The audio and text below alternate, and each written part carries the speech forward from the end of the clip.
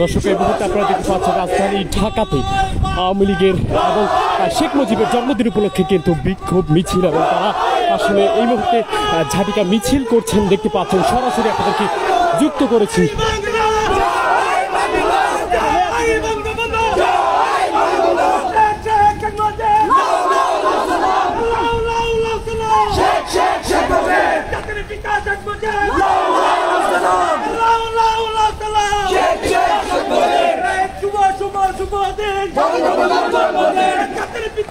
জন্মদিন